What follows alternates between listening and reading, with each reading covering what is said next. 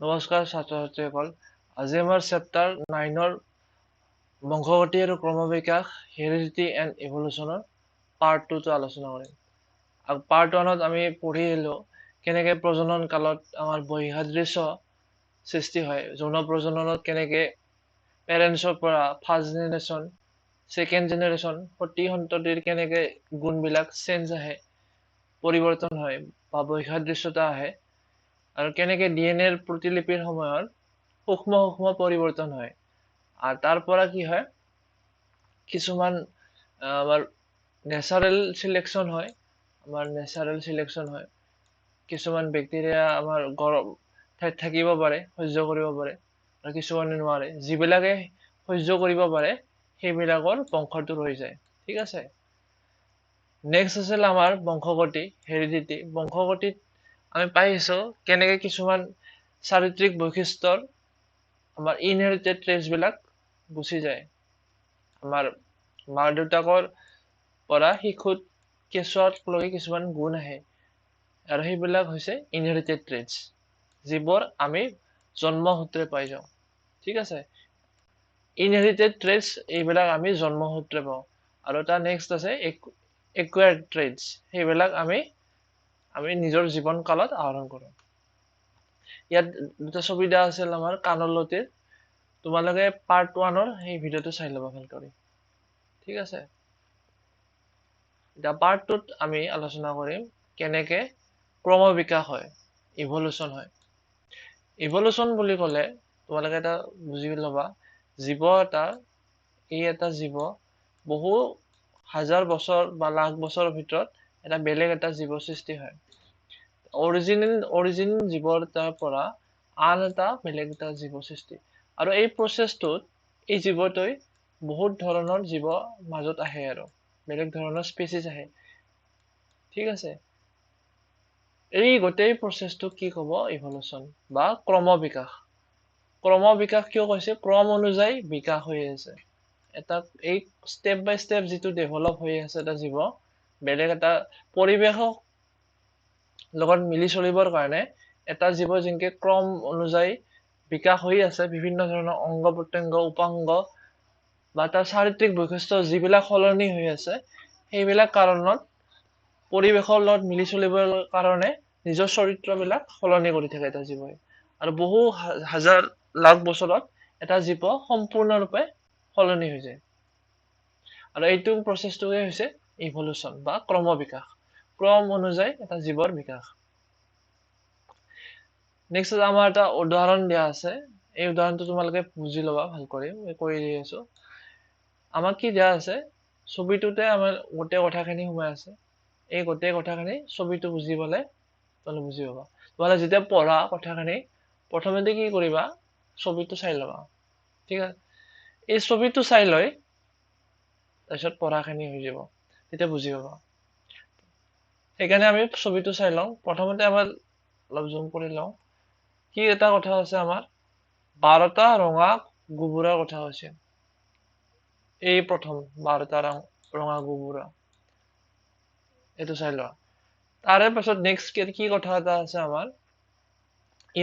গুবুৰা এটা উদাহৰণ হিচাপে লোৱা আছে, যাতে তোমালোকে এই ক্ৰমবিকাশৰ কনচেপ্টটো বুজি লোৱা। এই 12টা ৰঙা গুবুৰা, ৰেড কালাৰ গুবুৰা, ক্ৰমবিকাশৰ ফলত কি হ'ল? মানে আমাৰ যৌন প্ৰজননৰ ফলত কি হ'ল? বৃদ্ধি হৈ থাকিল। আৰু তাৰ মাজত কিছুমান কি হ'ল? সেউজীয়া হ'ল। গম পাইছা? কিছুমান সেউজীয়া সলনি হ'ল। নতুন নতুন চৰিত্ৰ আহি গ'ল। যৌন প্ৰজননৰ কাৰণে কি হয়? নতুন চৰিত্ৰ যোগ হৈ আহি যায় বহুত মানে প্ৰজন্মৰ পিছত। কি হ'ল? এটা নেক্সট উদাহৰণ দিয়া আছে, কাউৰী আহি গ'ল। এই গুবুৰাবোৰ কি হয়? গছৰ পাতত আছে। গুবুৰাবোৰ কি আছে? গছৰ পাতত আছে। আৰু গছৰ পাতটোতো সেউজীয়া হয়। আৰু কি হয়? এই সেউজীয়া পাতত যিবিলাক ৰঙা গুবুৰা আছিল, সেইবিলাক কি হ'ব? কাউৰীয়ে সোনকালে দেখা পাব। ঠিক আছে। কাৰণ ৰঙাটো সেউজীয়াত স্পষ্ট হৈ দেখা পাই যায়। এই গুবুৰা কেইটা কি হ'ব? ৰঙা গুবুৰা কেইটা এই কাউৰী বা যিকোনো চৰাইয়ে তাক খাই দিব খাদ্য হিচাপে। কিন্তু যিবিলাক সেউজীয়া আছিল, যিবিলাক গোবৰৰ ৰং সেউজীয়া আছিল, সেইবোৰ কি হয় লুকাই থাকিব। কাৰণ পাতৰ ৰং আৰু গোবৰৰ ৰং যিহেতু সেউজীয়া হ'ল, বুজি পাইছা? সেউজীয়া হোৱাৰ কাৰণে কি হয়, কাউৰীয়ে এই লক্ষ্য নকৰিব সেউজীয়া কেইটা। আৰু সেউজীয়া কেইটা বাচি যাব, আৰু ৰঙা গোবৰা কেইটা কমি যাব সংখ্যাত। আৰু তাৰ ফলত কি হ'ব, সেউজীয়া মানে গোবৰৰ সংখ্যা বাঢ়ি যাব। কাৰণ সেউজীয়াবোৰ দেখা নাপাব চৰাইটোৱে, আৰু ৰঙাবোৰ কমি যাব। আৰু অৱশেষত এণ্ড ৰিজাল্টত কি দেখা পাইছা তোমালোকে, গোটেইকেইটা সেউজীয়া ইয়াত এই ছবিটোত। এইটো হৈছে প্ৰথম উদাহৰণ। ঠিক আছে।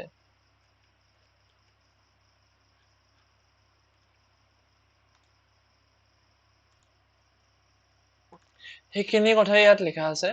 প্ৰথম পৰিস্থিতিত সিহঁতৰ প্ৰজনন ঘটাৰ ফলত কি হয়, সতি সন্ততি বিলাকৰ মাজত ৰঙৰ পাৰ্থক্য দেখা পাইছে, আৰু ৰঙা গোবৰৰ সলনি সেউজীয়া বৰণ হোৱা দেখা গৈছে। সেই গোবৰটোৱে প্ৰজনন জগতে তাৰ সতি সন্ততিলৈ সেউজীয়া ৰং প্ৰবাহিত কৰিছে।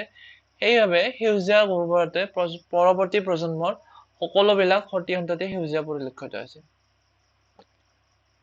সেয়েহে সেউজীয়া বৰ্ণৰ গোবৰবিলাক কাউৰীৰ দৃষ্টিগোচৰ নোহোৱাভাৱে ভক্ষণ কৰা নাই। এইখিনি কথাই দৃষ্টিগোচৰ বা লক্ষ্য নকৰে কাউৰীবিলাকে। আৰু তাৰ ফলত ফলাফলটো কি হৈছে, ইয়াত ফলাফলটো গম পাইছে, তাৰ জনসংখ্যা বৃদ্ধি হৈ যাব। কাৰণ সেউজীয়াটো পৰিৱেশৰ লগত মিলি চলিবৰ কাৰণে, পৰিৱেশটো কি চোৱা, পৰিৱেশৰ লগত মিলাব মানে কি হ'ল, ইয়াক যিহে খাব আহে তাৰ পৰা যদি লুকাই থাকিব পাৰে, সেইটো পৰিৱেশৰ লগত মিলা বুলি বুজি ল'বা। বাচি থাকিবৰ কাৰণে পৰিৱেশৰ পৰা যাতে হাৰ্ম নহয় বা ক্ষতি নহয়, বাচি থাকিবৰ কাৰণে যিবিলাক সলনি হৈ যায় জীৱ এটাত, সেইবিলাকে কি হয়, নেচাৰেল চিলেকশ্যন হয়। এতিয়া নেচাৰেল চিলেকশ্যন ইয়াত ক'ত হ'ল, ৰঙা গোবৰাবোৰ কাউৰীয়ে খাই দিলা, কাৰণ দেখা হয়, পৰিলক্ষিত হয়, বা সেইবোৰ দৃষ্টিগোচৰ হয়। ঠিক আছে। চ' ৰঙা গোবৰাবোৰ ইয়াত নেচাৰেলি চিলেক্টেড হ'ল, মানে ইয়াত চিলেক্টেড নহ'ল, মানে ইয়াত কি হ'ল, এইবিলাক নোহোৱা হ'ল। আৰু চিলেকশ্যন কোন কেইটা হ'ল, মানে যাতে সেউজীয়া কেইটা, কাৰণ ই পৰিৱেশত মিলি আছে, নিজকে বচাই ৰাখিবৰ কাৰণে ই তাৰ সেউজীয়া পাতৰ লগত মিলি আছে। চ' সেইটোৱে। নেক্সট আমাৰ এটা দ্বিতীয় উদাহৰণ আছে আমাৰ। দ্বিতীয় উদাহৰণটো তোমালোকে চাই লওক ছবিটো। প্ৰথমতে ছবিটোত কি আছে, আমাৰ প্ৰথমটোত কি হ'ল, কাউৰীৰ উদাহৰণ আছিল। নেক্সট এটা আছে আমাৰ দ্বিতীয় উদাহৰণত, একেই আছিল, 12টা গোবৰা আছিল। তাৰে কি হ'ল, এইবাৰ আগৰবাৰ আছিল সেউজীয়া হৈছিল, নেক্সট বাৰ কি হ'ল আমাৰ, নেক্সট বাৰ হ'ল আমাৰ ব্লু, মানে নীলা হ'ল এটা। নীলাবোৰ সেনেকে বংশবৃদ্ধি যৌন প্ৰজননৰ ফলত নীলাৰ কেৰেক্টাৰ এটা আহি গ'ল, নীলা ৰঙৰ। কিন্তু চোৱা, এই ক্ষেত্ৰত যদি আমাৰ এইখিনি কথা পঢ়ি চোৱা তোমালোকে, এইবাৰ কি হ'ল, নীলা বৰণৰ গোবৰ হ'ল। আৰু নীলা বৰণৰ গোবৰ আগৰ দৰে প্ৰজনন কালত তাৰ ৰঙৰ ঠিক আছে, সেনেকে পঠাই থাকিব, নীলা ৰঙৰ বিলাকে এনেকে নীলা বংশবৃদ্ধি হৈ থাকিব গোবৰবোৰ। কিন্তু চোৱা, এইবাৰ কাউৰীয়ে সেউজীয়া জোপোহা গছৰ পাতত বসবাস কৰা ৰঙা গোবৰৰ লগতে নীলা গোবৰা বিলাকো দেখা পাব। নীলাত কি হয়, সেউজীয়াত তোমালোকে চোৱা, ইয়াত যদি পাতটো সেউজীয়া হয়, এই পাতটো যদি সেউজীয়া পাত হয়, তাত যদি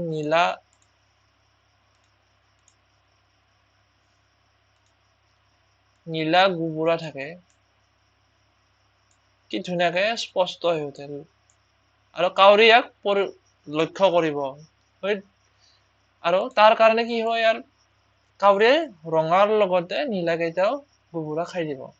এইবিলাক হৈছে উদাহৰণ, যাতে তোমালোকে বুজি লোৱা কথাখিনি। ঠিক আছে। আৰু নেক্সট আমাৰ কথাটো হ'ল, ইয়াৰ পৰিণাম কি হ'ব, সিহঁতৰ বৰ্ধিত জনসংখ্যাত কম সংখ্যকহে নীলা বৰণৰ গোবৰা থাকিব। প্ৰথমতে কি হ'ল, আমাৰ যিহেতু নীলা কমেই আছিল, 12টা গোবৰা ৰঙা আছিল, কম সংখ্যক নীলা আছিল, নীলাই যেতিয়া লক্ষ্য হ'ব কাউৰীৰ দ্বাৰা নীলাবোৰ সোনকালে খাই পেলাব আৰু তাৰ ফলত তাৰ বৃদ্ধি নহ'ব ফলত কি হ'ব ৰঙাকেইটাই বৃদ্ধি হ'ব সেইটো কথা ইয়াত লিখা আছে এনে সময়তে এটা হাতীয়ে যদি সেই ঠাইত মানে হাতী এটা আহি যায় গছডাল যদি তাৰ গছকি দিয়ে বাছ তেতিয়া কি হ'ব যদি আমি হৈ লওঁ হাতী এটা আহি গ'ল এলিফেণ্ট ফুড বুলি দিয়া আছে হাতী ভৰি যদি তাত পৰি যায় গছডালত সেই পাতডালৰ য'ত গুবুৰাকেইটা আছিল আৰু সৌভাগ্যবশতঃ তাৰ ভিতৰত যদি গুবুৰা জীয়াই থাকে সেইকেইটা যদি নীলা হয় ভাবি চাওক গছৰ মানে এই অংশখিনিতহে আমাৰ কি হয় হাতীৰ গছ মানে ভৰিটো পৰি গ'ল চাই লোৱা তোমালোকে এইখিনি ইণ্টাৰেষ্টিং কথা এইখিনি বুজি পালে তোমালোকে এই উদাহৰণটো মানে দি থাকিব গুবুৰা উদাহৰণটো এই গোটেইখিনি জিনীয় মানে বিচ্যুতি এইবিলাক জেনেটিক ড্ৰিফ্ট এইবিলাক সকলো কথাখিনি বুজাবৰ কাৰণে এই গুবুৰা উদাহৰণটো দি থাকিব কিতাপত চ' সেইকাৰণে তোমালোকে এইটো ভালকে চাই লোৱা চ' হাতী যদি এই অংশখিনিত ভৰি পৰি যায় তেতিয়া কোনখিনি বাচিব এই তিনিটা যে গুবুৰা আছিল এই বাচি যাব আৰু এই তিনিটাৰ পৰা কি হ'ব বাকী বংশবৃদ্ধি হৈ থাকিব চ' সেইখিনি কথাই ইয়াত লিখা আছে সেইটো আছিল আমাৰ 2 নম্বৰ পৰিস্থিতি আৰু এই পৰিস্থিতি কথা কাল্পনিকহে বুজাৰ কাৰণে কিন্তু এইবাৰ যিবিলাক গুবুৰৰ বৃদ্ধি ঘটিল সেইখিনিৰ প্ৰায়খিনি নীলা বৰণত মানে ছবিত বুজা গ'ল 3 নম্বৰ আমাৰ এটা হেই আছে পৰিস্থিতি কি হ'ব পাৰে মানে এইবিলাক হৈছে প্ৰাকৃতিক কাৰণৰ ফলত কেনেকে আমাৰ জীৱ এটাৰ এতিয়া গুবুৰৰ উদাহৰণ দিয়া আছে জীৱ এটাৰ কেনেকে আমাৰ সলনি হৈ থাকে বা জীৱ এটাৰ কি হয় পৰিৱৰ্তন আহে বা ইভলিউচন হয় ক্ৰমবিকাশ হয় নেক্সট আমাৰ 3 নম্বৰ উদাহৰণ চাই লোৱা তোমালোকে কি আছে এইটা ইম্পৰ্টেন্ট কথা আছে তাৰ আগতে চাই লোৱা এইটো জল পটকৈ দেখা পোৱা গৈছে যে দুয়োটা পৰিস্থিতিতে সিহঁতৰ জনসংখ্যাৰ মাজত যিটো বিৰল বৈসাদৃশ্যতাৰ প্ৰাদুৰ্ভাৱ ঘটিছিল সেই বৈশিষ্ট্যটো সিহঁতৰ সাধাৰণ চাৰিত্ৰিক বৈশিষ্ট্য হিচাপে পৰিৱৰ্তন হৈছিল অন্য অৰ্থত বংশানুক্ৰমিকভাৱে প্ৰবাহিত চাৰিত্ৰিক বৈশিষ্ট্যবিলাকে ধাৰাবাহিকভাৱে এটা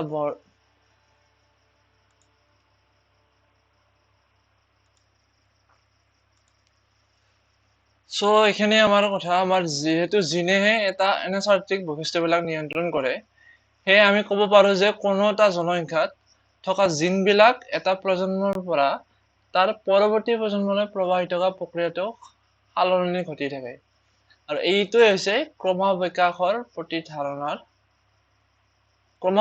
ধাৰণাৰ প্ৰকৃত সাৰমৰ্ম কথা এইখিনি আমাৰ কি জিনবিলাক এটা প্ৰজন্মৰ পৰা আন এটা প্ৰজন্মলৈ এই মূলত জিনবিলাক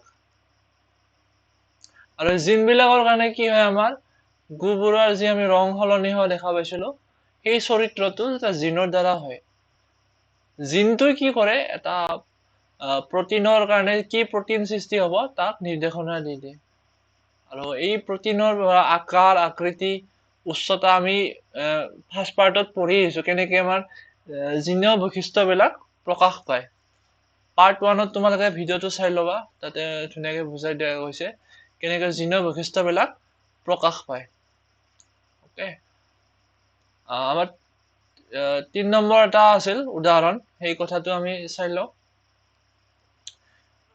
3 নম্বৰত চাই লোৱা দ্বিতীয় পৰিস্থিতিত জীয়াই থকাৰ সুবিধা লাভৰ বাবে ৰঙৰ বৈসাদৃশ্যতাৰ সৃষ্টি হোৱা নাছিল নতুনকৈ সৃষ্টি হোৱা নীলা ৰঙৰ চৰিত্ৰবিলাক বৈশিষ্ট্যৰ পৰিৱৰ্তন হৈছিল যদি গুবুৰা জাকটোত অতি বেছি সংখ্যক গুবুৰা থাকিলেহেঁতেন তেতিয়া হাতীটোৱে সিহঁতৰ জাকটোত কিমান সৰ্বনাশ এতিয়া যদি চোৱা গুবুৰাৰ সংখ্যা কম আছিল কাৰণে কি হ'ল এটা সম্পূৰ্ণৰূপে এটা ৰং নোহোৱা হৈ গ'ল এটা ৰঙৰ গুবুৰা বা এটা বৈশিষ্ট্য নোহোৱা হৈ গ'ল ঠিক আছে আৰু বাকীখিনি ৰৈ গ'ল কিন্তু কি কথা ইয়াত কোৱা আছে যে যদি বহুত থাকিল হয় গুবুৰা ইয়াত যদি বেছিকে থাকিল হয় তেনে ইমান অনিষ্ট নহ'লহেঁতেন আৰু তাৰ ফলত কি হ'ল হয়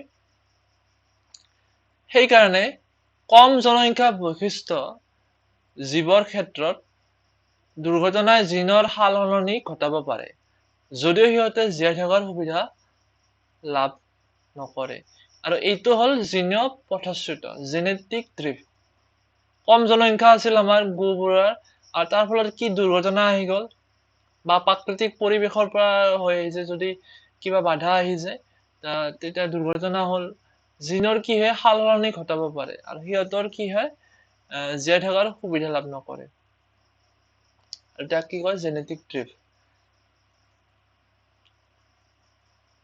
এইটো হ'ল জিনীয় পথশ্ৰুত বুলি গণ্য কৰা এটা অনুমান যিয়ে কোনো অভিযোজন নঘটাকৈ বৈচিত্ৰতাৰ সৃষ্টি কৰে এক্সিডেণ্টেল যেতিয়া হ'ব চেঞ্জ তেতিয়া অভিযোজন মানে আমাৰ পৰিৱেশৰ লগত মিলিব নোহোৱাকৈ মিলিব নলগাকৈ কি হয় এইটো জেনেটিক ড্ৰিফ্টটো হৈ যায় সেইটো কথা ইয়াত কোৱা আছে 3 নম্বৰ আমাৰ আছে একে 12টা গুবুৰা আছে কিন্তু নেক্সট কি হ'ল আমাৰ গছডালত কি হ'ল অসুখ হ'ল গছডালত কিবা বেমাৰ লাগিল আৰু তাৰ ফলত কি হ'ল গুবুৰা কি হ'ল খাদ্যটো কম পাতৰ সংখ্যা সৃষ্টি হ'ল খাদ্য যেহেতু গুবুৰাৰ কমি গ'ল আৰু সেইকাৰণে কি ইয়াত দেখা আছে গুবুৰাৰ সাইজটো সৰু হৈ গৈছে আকৃতিটো যেহেতু খাদ্য কম হৈছে খাদ্য কম হোৱানে পৰিপুষ্টিটো কম লাভ কৰিছে আৰু কি হয় সাইজটো কমি গৈছে ঠিক তেনেকে ইয়াৰ নেক্সট জেনেৰেশ্যনটো এইটো যদি ফাৰ্ষ্ট জেনেৰেশ্যন হয় সেকেন্ড জেনেৰেশ্যনত কি হ'ল খাদ্য কমি গ'ল খিনাই গ'ল সাইজটো কমি গ'ল নেক্সট আমাৰ থাৰ্ড জেনেৰেশ্যনত কি হ'ল একে হ'ল মানে গছৰ পাত নাই সেই গছডালত আৰু তাৰ ফলত কি হয় সাইজটো সৰু হৈ গ'ল কিন্তু নেক্সট গছৰ বেমাৰটো তাৰমানে শেষ হ'ল মানে গছডালে হিলিং হ'ল আৰু নতুন পাত আহি গ'ল গছত পাত আহি গ'ল মানে গছ গুবুৰৰ খাদ্য আহি গ'ল আৰু সেই খাদ্য আহি যোৱাৰ কাৰণে পৰিপুষ্টি লাভ কৰাৰ কাৰণে গুবুৰৰ কি নতুন সাইজটো আহি গ'ল মানে আগৰ যিটো নৰ্মেল সাইজ আছিল কিন্তু ইয়াত এটা উল্লেখত লক্ষ্য কৰিব লগা এটা কথা আছে ইয়াত এইটো হ'ল কি হ'ল কিছু বছৰৰ পাছত কি হয় গুবুৰৰ ধাৰাবাহিকভাৱে কেইবাটাও প্ৰজন্ম আমি প্ৰজন্ম মানে জেনেৰেশ্যনৰ কথা হৈছে এই প্ৰজন্ম কেইটা পাৰ হোৱাৰ পাছত কি হ'ল গছডালৰ বেমাৰ ভাল হৈ গ'ল আৰু কি হ'ল আগৰ ওজনটো মানে আহি গ'ল সেইটো কথা ইয়াত কোৱা হৈছে কিন্তু কি হয় এটো কি হয় আমাৰ যি কমি গৈছিল সেইটো আছিল আমাৰ একুৱায়াৰ্ড তাৰমানে ট্ৰেট আছিল এটো একুৱায়াৰ্ড ট্ৰেট আছিল কিন্তু অৰিজিনেল যিটো ট্ৰেট ইনহেৰিটেড ট্ৰেট সেইটো একে থাকিল সো আমাৰ তিনিটা অৱস্থাৰ কথা আলোচনা কৰা হ'ল গুবুৰৰ প্ৰথমটোত কি আছিল কাউৰীয়ে লক্ষ্য কৰাৰ কাৰণে কি হ'ল আমাৰ গুবুৰৰ বৰ খাই দিলে যিবিলাক লক্ষ্য নকৰিলে পাতৰ লগত মিল থকা গুবুৰাবোৰ সেউজীয়া গুবুৰাবোৰ বাছি গ'ল নেক্সট আহিল আমাৰ যিবিলাক হাতীৰ খোজত তাৰমানে কিছুমান মৰি গ'ল গুবুৰা আৰু যিখিনি বাছি গ'ল সেই আছিল এটা ৰঙৰ নীলা ৰঙৰ আৰু নীলা ৰঙৰ নেক্সট বংশবৃদ্ধি হ'ল আৰু শেষত কি থাকিল নীলা ৰঙৰ গুবুৰা কেইটা থাকিল আৰু 3 নম্বৰত আছিল আমাৰ খাদ্যৰ অভাৱত গুবুৰাৰ সাইজটো দুটা জেনেৰেশ্যন কমি গ'ল কিন্তু যেতিয়া খাদ্য পুনৰ আহি গ'ল তাৰ নতুন আগৰ যিটো সাইজ আছিল ওজন আছিল গুবুৰাৰ সেইটো পুনৰ ঘূৰি আহিল হয় তিনিটাই আমাক উদাহৰণ দিয়া আছে নেক্সট আছে আমাৰ টপিক আৰ্জিত আৰু বংশানুক্ৰমিক চৰিত্ৰ একুৱায়াৰ্ড মানে হৈছে আৰ্জিত মানে অৰ্জন কৰা আমি জীৱন কালত অৰ্জন কৰা বংশানুক্ৰমিক মানে মা দেউতাৰ পৰা ককা আইতাৰ পৰা অহা এইবিলাক বংশানুক্ৰমে আহি থাকে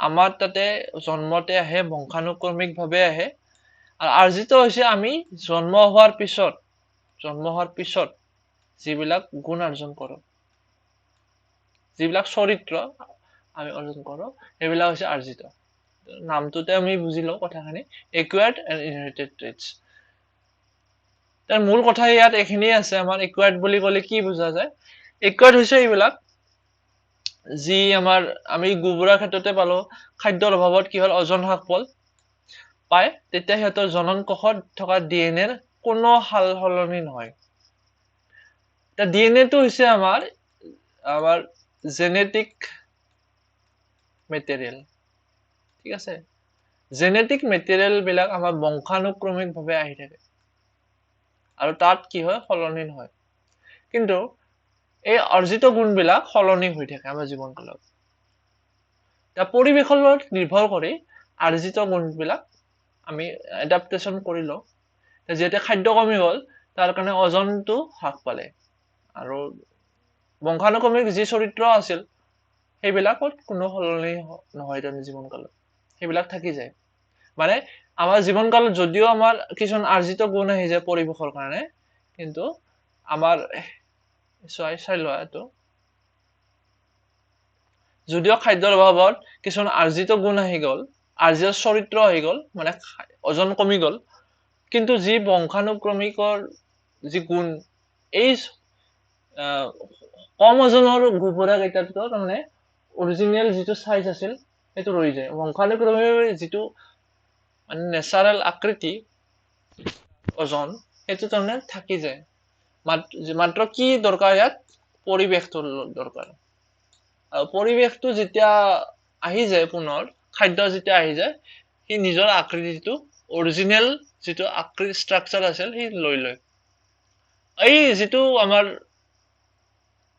লুকাই থকা এই বংশানুক্ৰমিকভাৱে এই চৰিত্ৰটো সেইবিলাক কি হয় বংশানুক্ৰমিক চৰিত্ৰ আৰু যিটো আমি পৰিৱেশৰ লগত মিলি যায় সেইটো হৈছে অৰ্জিত চৰিত্ৰ ওকে নেক্সট আমাৰ সেইখিনি কথা ইয়াত কোৱা আছে বংশানুক্ৰমিকভাৱে কিছুমান চৰিত্ৰ আমাৰ কি হয় এই ওজন যি কমাই গ'ল সেইবিলাক কি হয় বংশানুক্ৰমিক চৰিত্ৰ নহয় সেইকাৰণে এইটো প্ৰবাহ নঘটে ঠিক আছে নেক্সট আমাৰ মেইন এটা কথা আছে এটা এক্সপেৰিমেন্ট কৰিছিল এজন সাইন্টিষ্টে নিগনিৰ ক্ষেত্ৰত নিগনি কি কৰিছে নিগনিৰ নেজডাল মানে কাটি দিয়ে মানে প্ৰজননৰ আগত নিগনিডাল নেজ মেল আৰু ফিমেলৰ কাটি দিয়ে তাৰপিছত যিবিলাকৰ বেবী হয় তাৰপিছত যিবিলাক নিগনি পোৱালি হয় তাৰপিছত মিচুৰ হোৱাৰ পাছত সেইবিলাকৰ নেজ আৰু পুনৰ কাটি দিয়ে সেই পোৱালি কেইটা যেতিয়া মিচুৰ হ'ব মানে প্ৰজননৰ আগত আৰু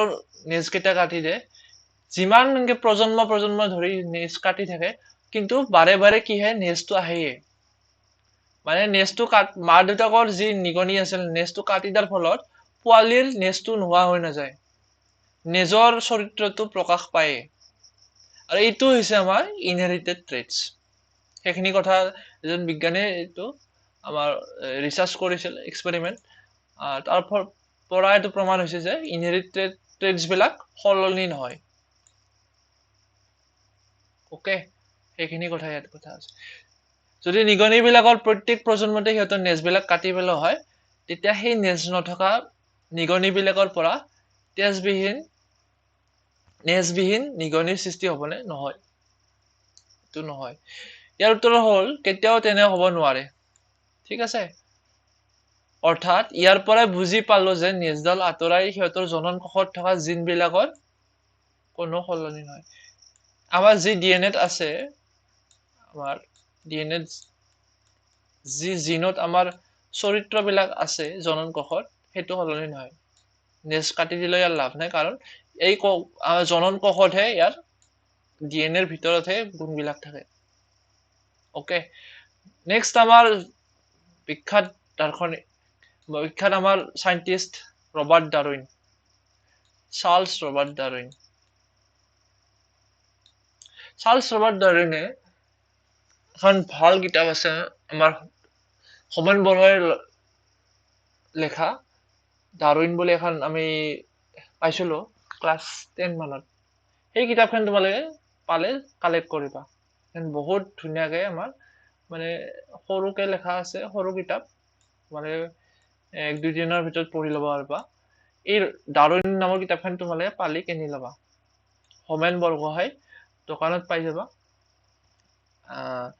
তেওঁৰ বিষয়ে লাইফটো বহুত তেওঁৰ ইণ্টাৰেষ্টিং কাৰণ কি হয় তেওঁৰ দেউতাকে তাৰমানে তেওঁক ডাৰউইনক ডক্তৰ হোৱাটো বিচাৰিছিল ঠিক আছে কিন্তু কি হয় ডাৰউইনে ডক্তৰ হোৱাত কোনো নিচা পোৱা নাছিল ডক্তৰ হ'ব তেওঁৰ ইচ্ছা নাছিল পিছত তেওঁ আৰু ডাৰউইনে কি হৈছিল ধৰ্মযাজক মানে খ্ৰীষ্টানৰ যি যাজক থাকে, ফাদাৰ থাকে আমাৰ পূজাৰীৰ নিচিনা মন্দিৰত, এই যাজকৰ হবলৈ চেষ্টা কৰিছিল, কিন্তু তাতো তেওঁৰ মন বহা নাছিল। কিন্তু তেওঁৰ মন বহিছিল কেৱল জীৱকুলৰ ওপৰত, মানে জীৱবিলাকৰ বিভিন্নতাৰ ওপৰত, পোক পতংগ, চৰাই চিৰিকটি, এইবিলাকৰ ওপৰতহে তেওঁৰ নিচা আছিল। এই নিচাটোৰ কাৰণে তেওঁ কি কৰিছিল, বিগলছ নামৰ এখন জাহাজত 5 বছৰ কাল তেওঁ কি হয় সমুদ্ৰ যাত্ৰাত গৈছিল। আৰু এই যাত্ৰাটোৰ পৰা তেওঁ বিভিন্ন দ্বীপপুঞ্জত, আইলেণ্ড বিলাকত তেওঁ ৰাতি ৰাতি থাকিছিল আৰু অধ্যয়ন কৰিছিল জীৱৰ। বিভিন্ন জীৱ চৰাই চিৰিকটি তেওঁ কালেকশ্যন কৰিছিল, আৰু সেই কালেকশ্যন কৰি বিভিন্ন জীৱৰ এই বিচিত্ৰতাটো দেখা পাইছিল। তোমালোকে ক্লাছ 9ত পাইছিলা জীৱৰ বিচিত্ৰতা, সেই চেপ্টাৰটো তোমালোকে ভিডিঅ'টো চাই ল'বা, ঠিক আছে? মই ডিছক্ৰিপশ্যনত ভিডিঅ'টো দি দিম। এই ভিডিঅ'টো চালে তোমালোকে জীৱৰ বিচিত্ৰতাৰ বিষয়ে অলপ কিছু বুজি পাবা। জীৱৰ বিচিত্ৰতা বা জৈৱ বিচিত্ৰতাৰ বিষয়ে তেওঁ অধ্যয়ন কৰিছিল, আৰু তাৰ পৰাই কি হ'ল, তেওঁ ইভলিউশ্যনৰ ওপৰত এখন কিতাপ লিখিছিল, origin of species. Origin of species. আৰু অৰিজিন অফ স্পেচিছে গোটেই পৃথিৱীত আলোড়ন সৃষ্টি কৰিছিল, কাৰণ তাত মানুহৰ বিৱৰ্তনৰ কথা লেখা আছে। মানুহৰ কেনেকে বিৱৰ্তন হৈছিল, মানুহ কেনেকে বান্দৰৰ নিচিনা জীৱৰ পৰা, প্ৰজাতিৰ পৰা মানুহৰ আজিৰ এই অৱস্থা, মডাৰ্ণ হিউমেনৰ অৱস্থা আহি পৰিছিল। তো এইবিলাক কথা তাত লিখিছিল।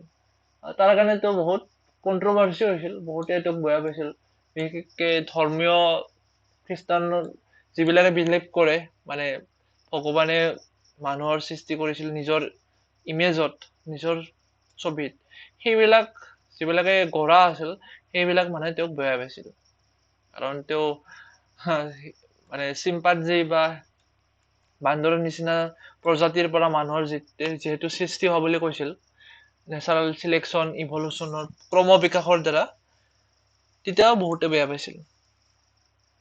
ডাৰউইনৰ বিষয়ে বহুত ক'ব লগা আছে, কিন্তু এইখিনি তোমালোকে জানি লোৱা, ডাৰউইন হৈছে আমাৰ ইভলিউশ্যনৰ বা ক্ৰম বিকাশৰ বিষয়ে আটাইতকৈ বেছি অধ্যয়ন কৰা প্ৰথম বৈজ্ঞানিক।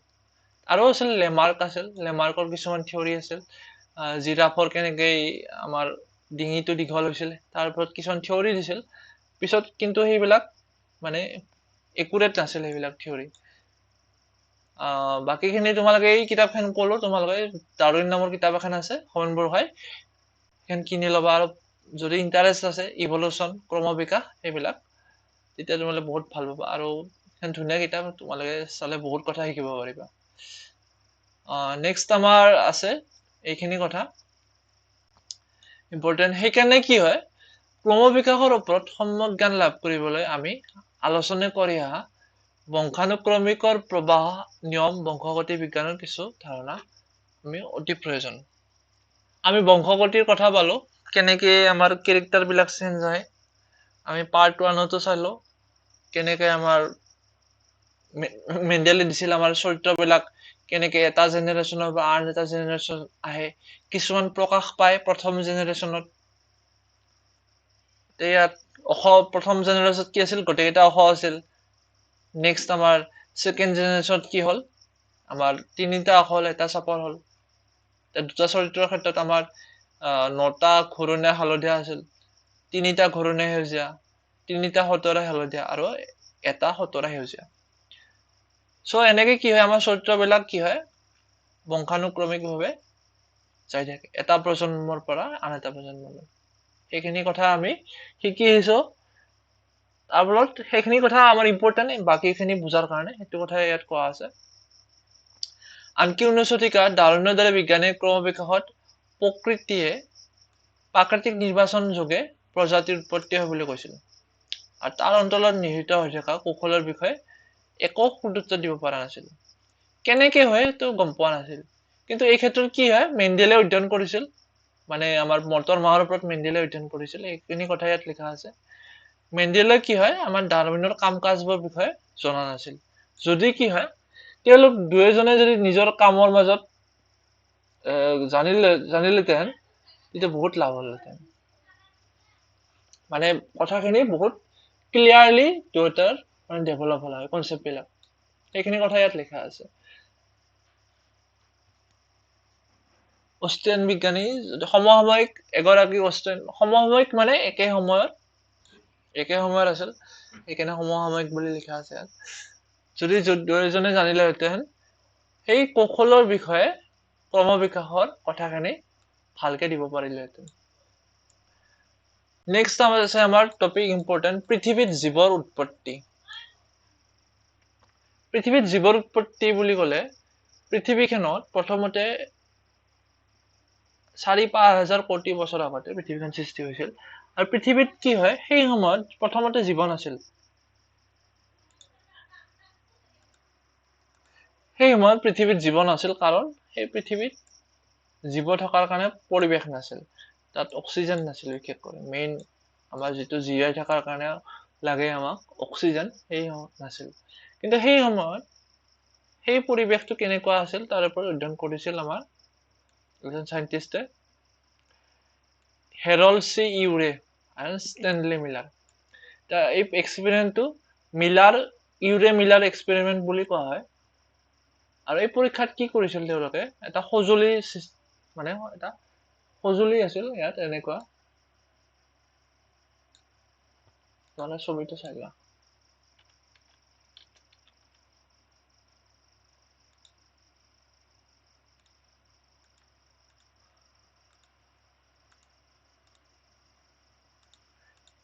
ইউৰেমিলাৰ এক্সপেৰিমেন্টত এনেকুৱা আমাৰ আছিল সঁজুলিবিলাক আমাৰ হিট সোৰ্স ওয়াটাৰ আছিল ঠিক আছে কোল্ড ওয়াটাৰ এনেকে কনডেন্স কৰি পঠোৱা আছিল ইয়াত তাৰপিছত ইলেক্ট্ৰিক স্পাৰ্ক দিয়া আছিল এই ইলেক্ট্ৰিক স্পাৰ্ক মানে সেই সময়ৰ যেটো বাতাবৰণত আমাৰ সেই আছিল থান্ডাৰ ষ্টৰ্ম লাইটেনিং আছিল বিজুলী ঢেৰেকনি সেই পৰিৱেশটো সৃষ্টি কৰাৰ কাৰণে কি দিছিল ইয়াত ইলেক্ট্ৰিক স্পাৰ্ক দিছিল আৰু প্ৰিমিটিভ এটমস্ফিয়াৰ বুলি কোৱা আছে মানে সেই আগৰ আদিম পৰিৱেশ কি আছিল পৃথিৱীত এটা কি আছিল আমাৰ পানী methane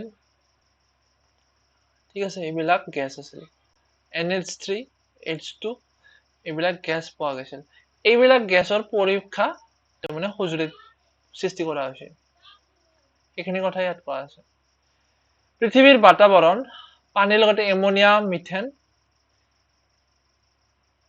CH4 NH3 hydrogen sulphide আদি আছিল কিন্তু সেই পৰিৱেশত কি নাছিল আমাৰ অক্সিজেন নাছিল সেই সঁজুলিটো প্ৰায় 100 ডিগ্ৰী সেন্টিগ্ৰেড উষ্ণতাৰ তলত ৰাখি তাৰ ভিতৰত গেছীয় পদাৰ্থৰ মাজেৰে বৈদ্যুতিক প্ৰবাহ বা বিজুলী বা বজ্ৰপাত আৰু এসপ্তাহৰ পিছত কি হৈছিল আমাৰ সেই পৰীক্ষাটোৰ পৰা কি হৈছিল 15% কাৰ্বন ৰূপান্তৰিত হয় এমিনো এসিড ধৰি আদি কিছুমান কাৰ্বনযুক্ত সৰল যৌগ যিয়ে প্ৰটিন অণুৰ সংশ্লেষত ভাগ লয় সেইবোৰৰ সৃষ্টি হৈছিল মানে কি হয় প্ৰটিন অণুৰ সৃষ্টিৰ কাৰণে জীৱ তাৰ কি থাকে আমাৰ কাৰ্বন আৰু কাৰ্বনৰ দ্বাৰা গঠিত জীৱবিলাক আৰু কাৰ্বনৰ সৰল যৌগবিলাকে কি কৰে প্ৰটিন সংশ্লেষণত ভাগ লৈছিল মানে এই পৰিৱেশটো যেটা সৃষ্টি কৰা হৈছিল পৰীক্ষাগাৰত ল্যাবৰেটৰীত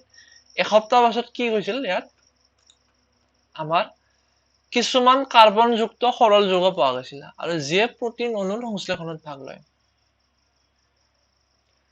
আৰু যদি মানে এই তাৰমানে আছিল পৃথিৱীত নতুনকৈ জীৱ সৃষ্টি হোৱাৰ আৰম্ভণি আৰু প্ৰটিনৰ পৰাই এনেকে আমাৰ জীৱবিলাকৰ এই সৃষ্টি হৈছিল মানে সৰল প্ৰটিন অণু এনেকে লগ লাগি বা জীৱ সৃষ্টি হোৱাত এটা পৰিৱেশ সৃষ্টি হৈছিল তেওঁলোকে এটা এক্সপেৰিমেন্ট কৰি চাইছিল আৰু 1953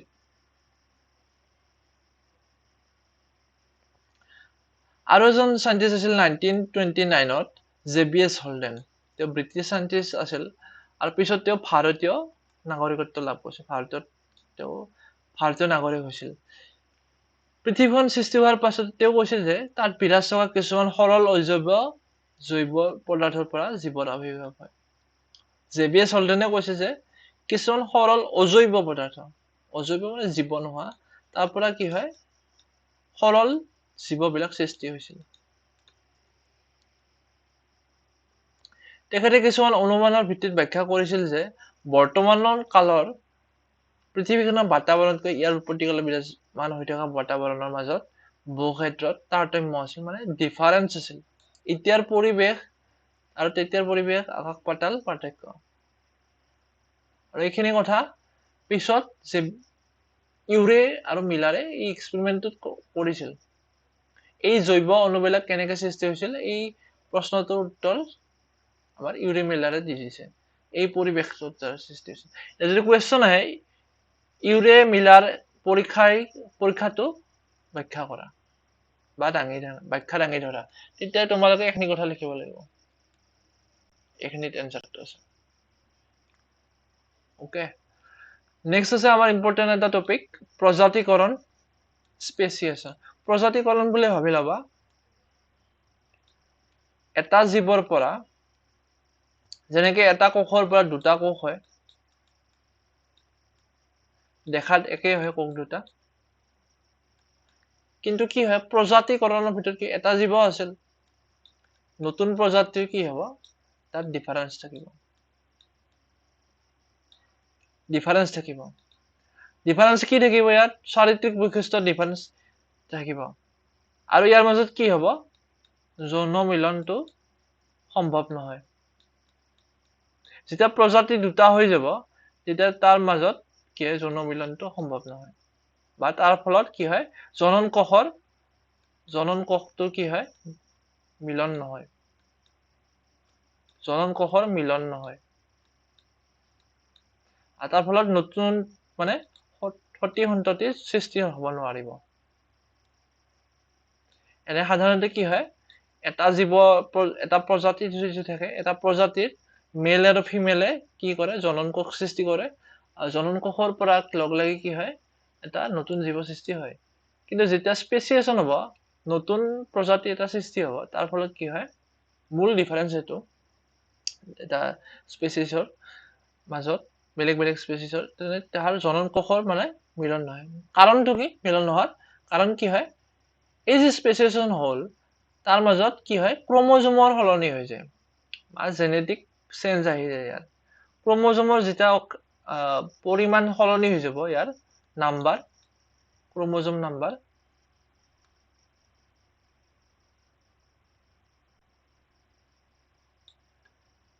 যদি এইটো ক্ৰমজম থাকে,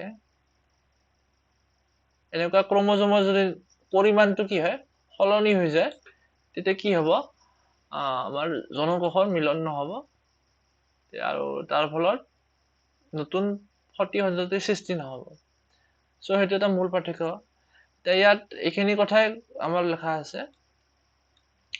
ক্ৰমবিকাশৰ আমি যিখিনি কথা লাভ কৰিলো আগৰখিনি, সেইখিনি কথা হৈছে সূক্ষ্ম ক্ৰমবিকাশ, মানে মাইক্ৰ ইভলিউচন।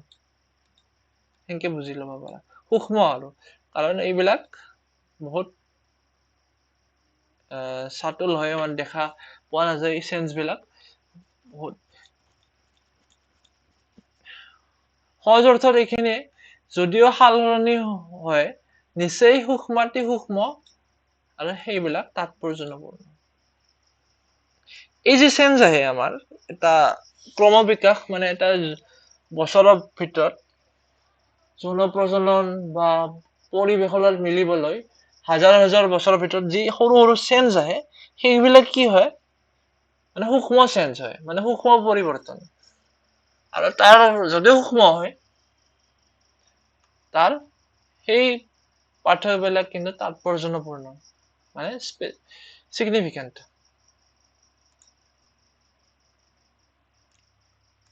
ইয়াত এটা উদাহৰণ দিয়া আছে, আকৌ গুবোৰাকে উদাহৰণ হিচাপে লোৱা হৈছে ইয়াত।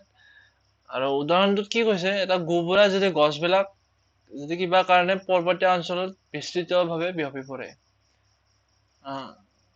তেতিয়া কি হ'ব গুবোৰাৰ জনসংখ্যা বৃদ্ধি হৈ যাব, আৰু কি হয় বেলেগ বেলেগ ঠাইলৈ গোবৰাবোৰ গুচি যাব আৰু তাৰ ফলত কি হ'ব মানে কিছুমানে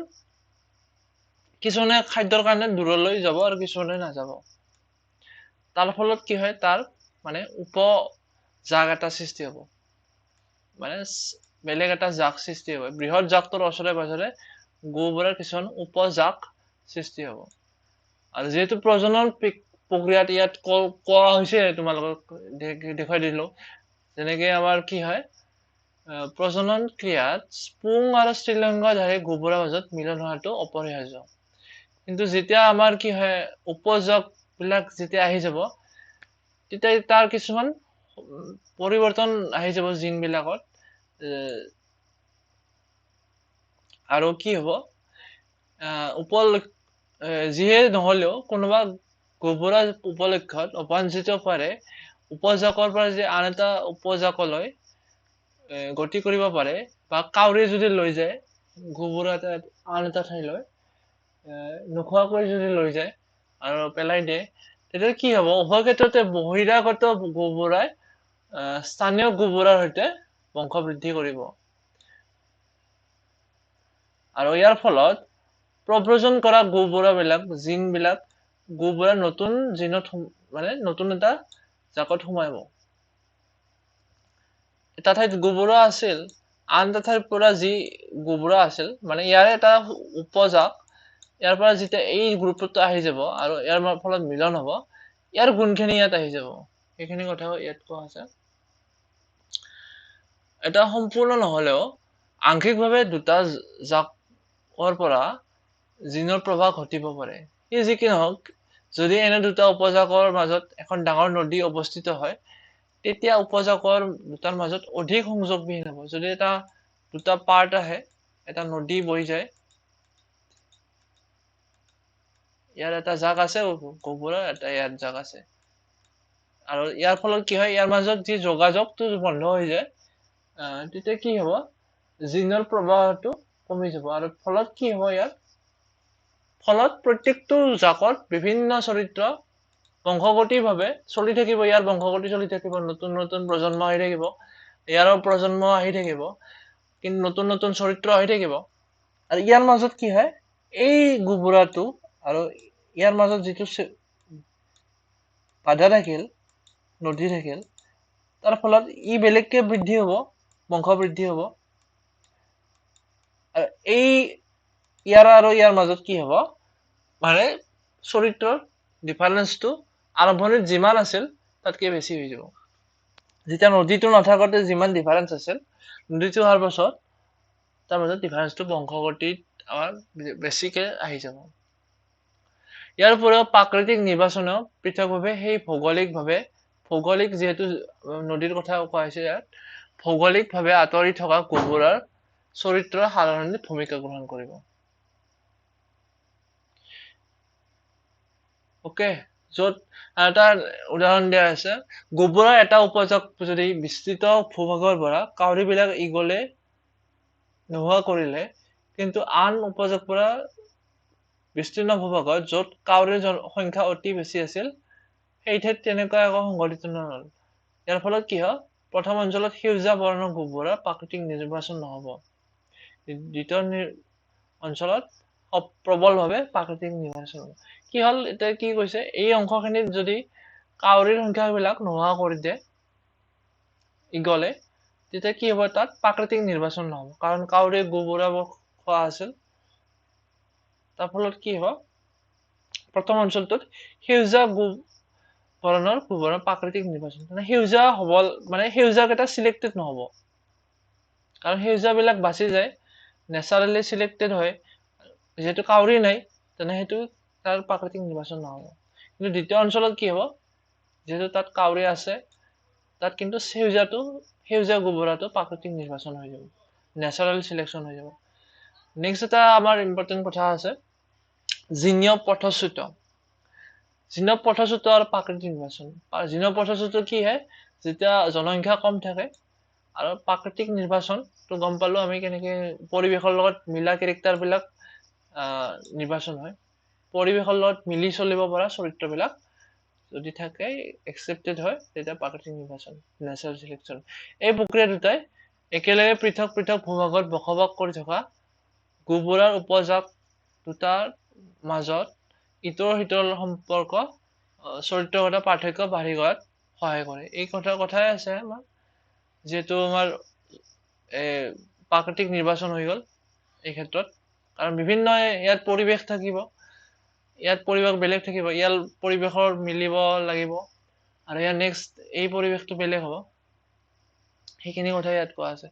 এনে হোৱাৰ কাৰণ বহুতো হ'ব পাৰে, যদিহে DNA যথেষ্ট পৰিমাণে সাল সলনি ঘটে, সেইদৰে ক্ৰমোজোমৰ সংখ্যাও পৰিৱৰ্তন হয়, তাৰ পৰিমাণ স্বৰূপে দুয়োটা দলৰ পৰা অহা জনন কোষৰ মাজত মিলন নহ'ব।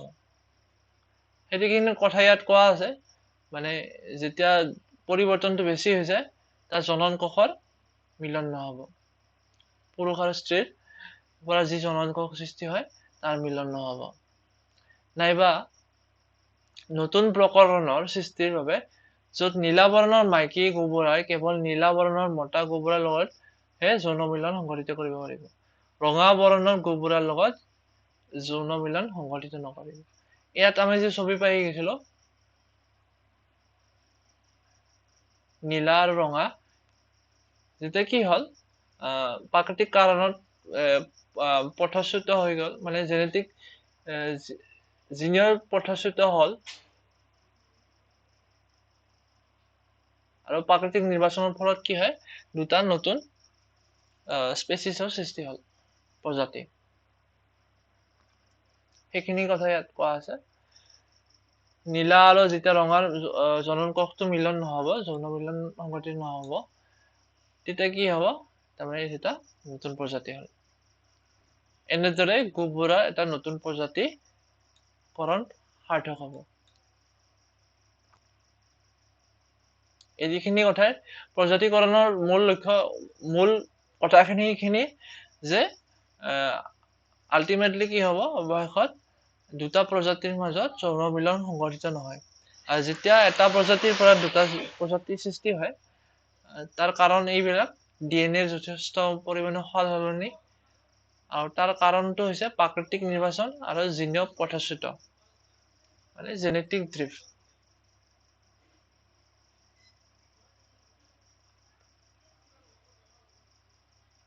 এইখিনি ৰঙা আৰু নীলা, আৰু জেনেটিক ড্ৰিফ্ট এইটো জিনীয় পথচ্যুত। নেক্সট আমাৰ টপিকটো হৈছে বিবৰ্তন আৰু ক্লাছিফিকেশ্যন, বিবৰ্তন আৰু শ্ৰেণী বিভাজন। এইখিনি কথা তোমালোকে আমি ক'ত পাইছো, ক্লাছ 9ৰ জীৱৰ বিচিত্ৰতা, তাত আমি এইখিনি ভালকে পঢ়ি আহিছো। মানে ক্লাছিফিকেশ্যনটো কেনে কৰে, জীৱ এটা জীৱ বিভিন্ন গোটেই জীৱ যিমান আছে জীৱকুল 5টা কিংডমত ভাগ কৰা হৈছে, 5টা কিংডম।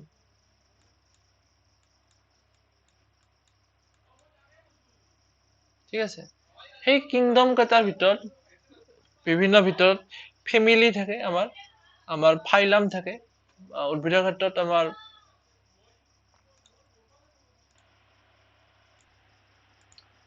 উদ্ভিদৰ ক্ষেত্ৰত ক'ব ডিভিজন, প্ৰাণীৰ ক্ষেত্ৰত ক'ব ফাইলাম, আৰু উদ্ভিদৰ ক্ষেত্ৰত ক'ব ডিভিজন। আৰু 5টা কিংডম হৈছে মনেৰা, প্ৰটিষ্টা, আমাৰ plants, animal and fungi. Okay, next আমাৰ এইকেইটা কি হৈছে, আমাৰ চাৰিত্ৰিক বৈশিষ্ট্যৰ ওপৰত ভাগ কৰা হৈছে। এইখিনি কথা তোমালোকে ক্লাছ 9ৰ সেই বিভাজনৰ শ্ৰেণী বিভাজনৰ ভিডিঅ'টো চাই ল'বা, তেতিয়া ভালকে বুজিবা। চাৰিত্ৰিক বৈশিষ্ট্য, কিছুমান মৌলিক চাৰিত্ৰিক বৈশিষ্ট্য থাকে, যেনেকুৱা কোষ কেন্দ্ৰ আছে নে নাই। এতিয়া বেক্টেৰিয়াৰ ক্ষেত্ৰত কি হয়, কোষ কেন্দ্ৰ নাথাকে, আৰু বেছিভাগ বাকী আন কোষবোৰত কি থাকে, কোষ কেন্দ্ৰ থাকে। সেইবিলাক হৈছে মৌলিক চাৰিত্ৰিক বৈশিষ্ট্য।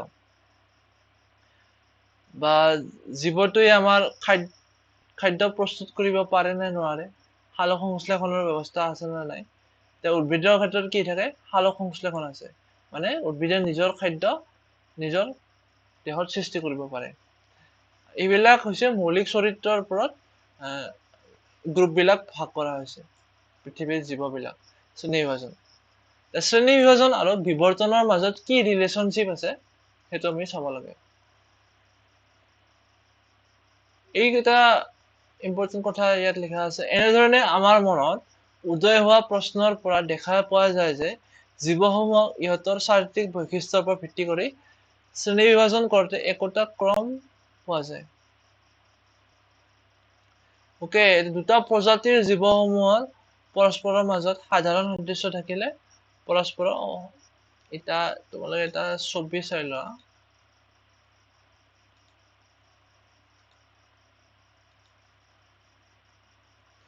এই ছবিটোত চোৱা যিবিলাক জীৱৰ মানে চৰিত্ৰবিলাক একে হয় সেইবিলাকৰ কাষৰ আছে আমি যেতিয়া ক্লাছ 9ৰ উদ্ভিদত পঢ়িছিলো আমাৰ জীৱৰ বিচিত্ৰতাত যেতিয়া প্ৰাণীৰ বিষয়ে পঢ়িছিলো প্ৰাণীৰ বিচিত্ৰতাৰ বিষয়ে তেতিয়া আমি পাইছিলো ৰেপটাইলৰ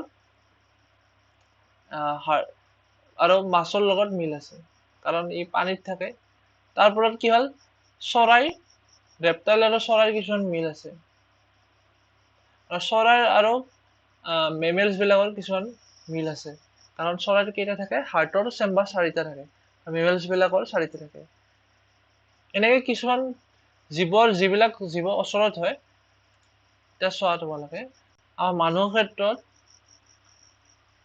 আমাৰ কিমান কাৰ লগত মিল আছে বিশেষকৈ জেনেটিক মেটেৰিয়েল কাৰ লগত মিল আছে চিম্পাঞ্জী এটাৰ লগত মানুহৰ জেনেটিক মেটেৰিয়েল 98% মিল আছে 98% এটা নিগনিৰ লগত 92% মিল আছে আৰু ফ্ৰুট ফ্লাই যিবিলাক ফলত থাকে মাখি সৰু সৰু মাখি আহে সৰু ফ্ৰুট ফ্লাই বুলি কয় সেইবিলাকক আৰু তাৰ লগত আমাৰ মানুহৰ মিল আছে 44%. What percentage of your genes do you share?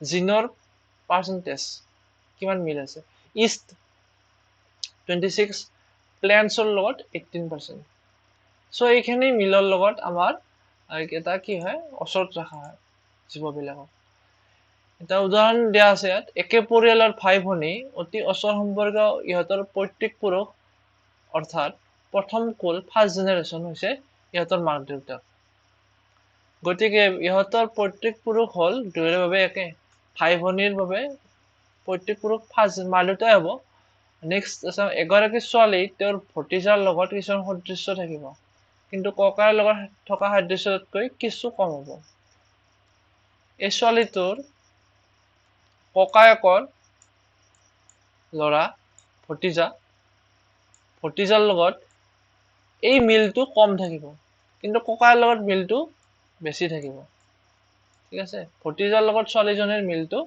কম থাকিব আৰু ককায়েৰ লগত যি মিল চৰিত্ৰৰ বেছি থাকিব ইয়াত সেইখিনি লেখা আছে এইখিনি কথা তো বুজি পোৱাৰ কাৰণে কেতিয়াবা এনেকুৱা হ'ব পাৰে ভতিজা আৰু ছোৱালীটোৰ মিল বেছিকৈ থাকিব পাৰে বা ককায়েক আৰু ইয়াৰ এইটো ইমান সহজ নহয় কথা অলপ কমপ্লিকেটেড ওকে গতিকে ইহঁতৰ পৈতৃক পুৰুষ হ'ল দুয়োৰে একে আৰু ভতিজাৰ লগত কিছু কম সাদৃশ্য হ'ব এই ক্ষেত্ৰত ভতিজাকৰ দ্বিতীয় কুল ছেকেণ্ড জেনেৰেশ্যনৰ পিতৃপুৰুষ হ'ব সিহঁতৰ ককা আইতাক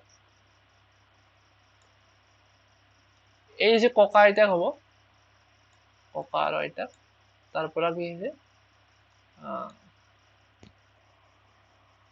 মাৰ দেউতাক আছিল তাৰ পৰা এই ককায়েক আৰু ছোৱালীজনী আহিল আৰু ভতিজাৰ কাৰণে ককা আইতাকৰ লগত কি হ'ব আমাৰ পিতৃপুৰুষ এনচেষ্টাৰ ইয়াৰ পৰা আমি অনুমান কৰিব পাৰো যে জীৱৰ প্ৰজাতিৰ শ্ৰেণী বিভাজনত ইহঁতৰ বিভাজনৰ প্ৰতিফলন ঘটে বা বিৱৰ্তনৰ প্ৰতিফলন ঘটে ক্ৰম বিকাশৰ প্ৰতিফলন ঘটে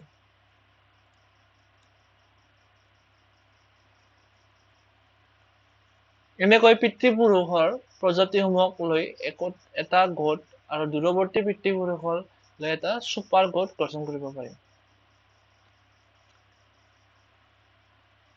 আমি এইটো চাই ল'ম হিউমেনৰ যেতিয়া আমি ইভলিউশন পঢ়িম এইখিনি কথা ভালকৈ ক্লিয়াৰ হৈ যাব তেতিয়া প্ৰজাতিৰ উৎপত্তি সম্পৰ্কে জানিবলৈ হলে অতীতলৈ কিছু উভতি যাব লাগিব।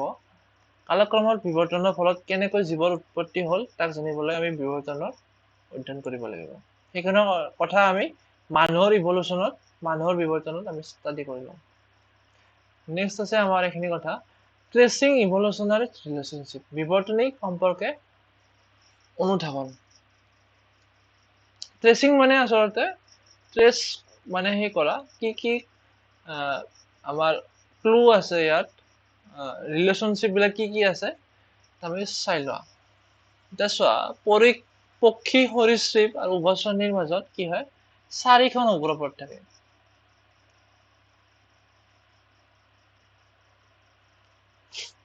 এই অগ্ৰপদবোৰে গঠন কৰা একেধৰণৰ যদিও এনে মেৰুদণ্ডী প্ৰাণীসমূহে এইবোৰৰ দ্বাৰা বেলেগ বেলেগ কাম সমাধা কৰে। এনে সমস্ত চৰিত্ৰসমূহ ভিন্ন প্ৰজাতিৰ বিৱৰ্তন সম্পৰ্কে অধ্যয়নত সহায় কৰে। এতিয়া চোৱা চৰাই অগ্ৰ যি আমাৰ অংগ আছে, অগ্ৰপদ আছে, মানুহৰ জেঠীৰ ভেকুলীৰ, এইবোৰে কি হ'ল কাম বিলাক বেলেগ বেলেগ কৰে কিন্তু তাৰ আকৃতিটো দেখা থাকে। তাৰ কাৰণে কি কয় ইয়াক সমহস্ত বুলি কয়। সমহস্ত চৰিত্ৰসমূহ বা অংগসমূহ কি হয় দেখা থাকে, কাম বেলেগ। ই উৰিবলৈ ব্যৱহাৰ কৰে, ই হাতখন চলাবলৈ ব্যৱহাৰ কৰে, জেঠী আমাৰ বগাবলৈ, ভেকুলী আমাৰ উভচৰ প্ৰাণী যিহেতু সি খোজ কাঢ়িবলৈ বা এনেকে মানে লৰি যাবলৈ, এঠাইৰ পৰা আন ঠাইলৈ যাবলৈ অগ্ৰপদ ব্যৱহাৰ কৰে। চ' কি হ'ল সমস্ত অংগবোৰ আমাৰ দেখাত একে, কাম বেলেগ। ঠিক তেনেকে আমাৰ কিছুমান অংগ আছে, সেইবিলাক কয় সমবৃত্তিক অংগ। এতিয়া বাদুলি আৰু চৰাইৰ ক্ষেত্ৰত তাৰমানে সমবৃত্তিক অংগবোৰ কোনবিলাক, যিবিলাকৰ দেখাত বেলেগ কিন্তু কামটো একে। বাদুলিৰ যি অগ্ৰপদ আছে সি উৰিবলৈ ব্যৱহাৰ কৰে, এনেকে যি থাকিব সি উৰিবলৈ ব্যৱহাৰ কৰিব। আৰু চৰাইও কি কৰিব, এই ডেউকাৰ দ্বাৰা উৰিবলৈ ব্যৱহাৰ কৰিব। কাম যদি একে হয় বা অংগৰ আকৃতি বেলেগ হয় তেতিয়া কি বিলাক সমবৃত্তিক অংগ। উদাহৰণ বাদুলি আৰু চৰাইৰ ডেউকা। নেক্সট আমাৰ ইম্পৰ্টেণ্ট কথা আছে আমাৰ জীৱাশ্ম, ফচিলছ। ফচিলছ বিলাক হৈছে বহুত ইণ্টাৰেষ্টিং, কাৰণ কিয় ফচিলছৰ দ্বাৰা আমি পাষ্টক ঘূৰি যাব পাৰো বা অতীতক আমি জানিব পাৰো। অতীতৰ বিষয়ে জানিব লাগিলে, অতীতৰ সময়ত জীৱবিলাকৰ বিষয়ে জানিব লাগিলে আমি ফচিল ষ্টাডি কৰিব লাগিব বা জীৱাশ্ম। জীৱাশ্ম মানে জীৱৰ যি অংশখিনি ৰৈ যায় সেইবিলাক হৈছে ফচিলছ বা জীৱাশ্ম। জীৱাশ্ম বিলাক কি, জীৱৰ মৃত্যু হলে ইহঁতৰ দেহ গলি পচি নাইকিয়া হৈ যায়। জীৱৰ যেতিয়া মৃত্যু হয় কি হয় সাধাৰণতে গলি পচি নাইকিয়া হৈ যায়। বেক্টেৰিয়া বা অণুজীৱ, ফানজাই, ভেকুৰী এইবিলাক লাগি কি হয় গেলি পচি নোহোৱা হৈ যায়। কিন্তু কেতিয়াবা এনে যদি সাগৰৰ তলত পৰি যায় জীৱ এটা, সাগৰৰ তলত যি জীৱ এটা যদি পৰি যায় তাৰ বালিৰ ওপৰত যদি পোত খাই থাকে তেতিয়া কি হব, বালিৰ ওপৰত ঢাক খাই আছে জীৱটো, তেতিয়া কি হব এই সংৰক্ষিত হৈ যায় এই জীৱটো। আৰু বহুত বছৰৰ পাছত এই যদি জীৱখিনি মাটিৰ ওপৰত আহি যায়, সাগৰৰ পৰা মাটিৰ ওপৰত যেতিয়া আহি যাব আৰু লাহে লাহে যদি ইয়াৰ ভূমিস্খলন হয়, ভূমিস্খলন হৈ এই অংশটো বা জীৱটোৰ যি অংশ ৰৈ আছে জীৱাশ্ম হৈ সেই অংশখিনি দেখা পাই যাব। আৰু এনেকে মানে খনন কাৰ্য কৰি আৰ্কিঅলজিষ্ট বিলাকে জীৱাশ্ম বিলাক ডিস্কভাৰ কৰে। আৰু এইটো কি কৈছে গছৰ কাণ্ডৰ জীৱাশ্ম। এই গছৰ কাণ্ডবিলাক কি হয় যদি মাটিৰ তলত বা সাগৰৰ তলত এনেকে বালিৰ মাজত যদি ৰৈ যায় আৰু তাত কি হয় মিনাৰেলাইজেশ্যন হৈ যায়, মানে ইয়াত কি হয় গছৰ যদিও এই কাণ্ড আছে ইয়াত কিন্তু শিলৰ নিচিনা টান হৈ গৈছে। বছৰ বছৰ ধৰি পৰি থাকি তলত ইয়াৰ অংশখিনি কিন্তু শিলৰ নিচিনা টান। ইয়াৰ ইংলিছত পাৰ্মেনালাইজেশ্যন বুলি কয়। মানে তোমালোকে চাই ল'বা সেইটো। এইবিলাক হৈছে ডাইনছৰৰ ফিলৰ আমাৰ ফচিলছ।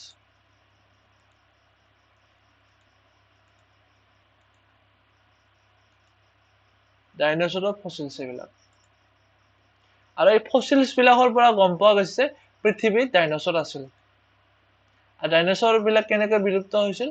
যেতিয়া এটা মিটেৰইড পৃথিৱীত পৰিছিল, সেই পৃথিৱীত থকা যিবিলাক ডাঙৰ ডাঙৰ জীৱ আছিল সেইবিলাক ধ্বংস কৰি গৈছিল। ডাইনছৰটো কোনো কাল্পনিক কথা নহয়, ডাইনছৰ পৃথিৱীত আছিল আৰু এই জীৱাশ্মই তাৰ প্ৰমাণ। অতীত কালত পৃথিৱীত যি ডাইনছৰ আছিল এই জীৱাশ্মই তাৰ প্ৰমাণ। তোমালোকে জুৰাছিক পাৰ্ক চিনেমাখন চাইছানে? সেইখন যদি চোৱা নাই চাই ল'বা, তেতিয়া তোমাৰ এই ইভলিউচনৰ কথাবিলাক তাতে বহুত ধুনীয়াকৈ কোৱা আছে। বিশেষকৈ তোমাক এই ছবিটো পাই যাবা, এম্বাৰ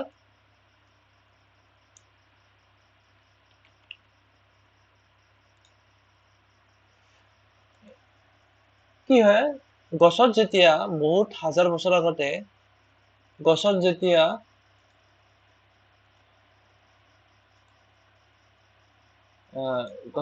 জীৱ এটা পৰিছিল, এই পোক পতংগ, আৰু গছৰ ৰেজিনৰ দ্বাৰা পোকটো যেতিয়া ঢাক খাই গৈছিল, কিন্তু এই পোকটোৰ কি হৈছিল, মানে পতংগটো সেনেকে সংৰক্ষিত হৈ গৈছিল।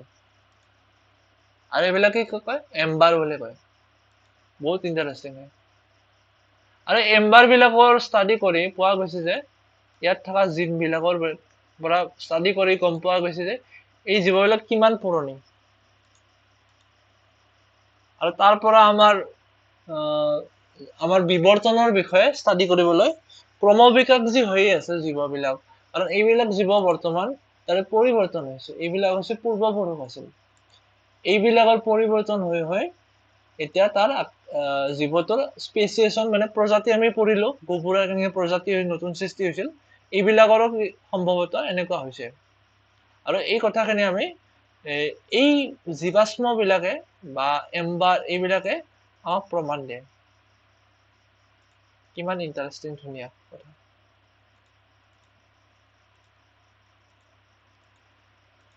সেইকাৰণে বিজ্ঞানটো আমাৰ ইণ্টাৰেষ্টিং হয়, কাৰণ বিজ্ঞানৰ কথাবিলাক চব তথ্যভিত্তিক হয়। বিজ্ঞানটো এনে কাল্পনিক কথা নহয়, এইবিলাক চব তথ্য আছে। তথ্যবোৰ আমি ডিস্কভাৰ কৰিব লাগে পৃথিৱীত, মানে উলিয়াব লাগে বিচাৰি।